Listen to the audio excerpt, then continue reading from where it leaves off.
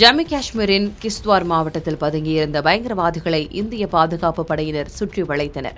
நடுவில் சிக்கிக் கொண்ட பயங்கரவாதிகள் எங்கும் செல்ல முடியாமல் சிக்கி தவித்துள்ளனர்.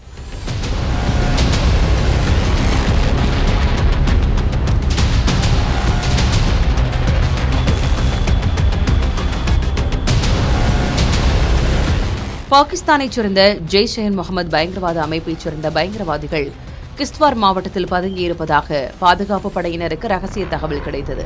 தகவல் கிடைத்த அடுத்த நொடி ராணுவ வாகனம் மற்றும் ஹெலிகாப்டருடன் புறப்பட்டுச் சென்ற இந்திய ராணுவத்தினர் அந்த பகுதிகளை சுற்றி ட்ரோன்களை விட்டு தேடுதல் வேட்டையில் ஈடுபட்டனர்.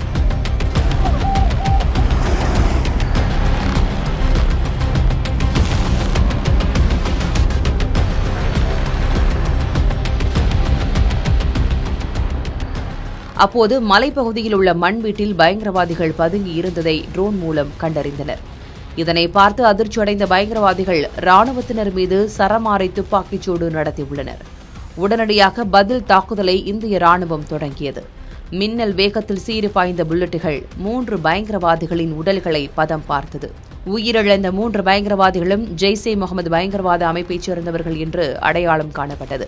மேலும் அவர்கள் பதுக்கி வைத்திருந்த வெடிப்பொருட்கள் மற்றும் AK-47 ரக துப்பாக்கிகள் ஆகியவற்றை இந்திய ராணுவத்தினர் பறிமுதல் செய்தனர்.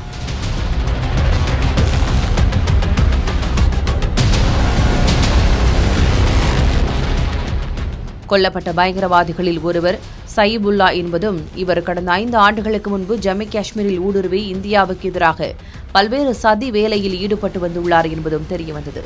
அது மட்டுமின்றி கடந்த 2024ஆம் ஆண்டு 4 பாதுகாப்பு படை வீரர்கள் உயிரிழக்க காரணமாக இருந்தவர் என்பதும் கண்டுபிடிக்கப்பட்டது. பயங்கரவாதிகளுடன் நடந்த மோதலை தொடர்ந்து ஜம்மு காஷ்மீரின் பல்வேறு பகுதிகளில் இந்திய ராணுவம் பாதுகாப்பை வலுப்படுத்தி வருவது மட்டுமின்றி வாகன சோதனைகளையும் தீவிரப்படுத்தியுள்ளது.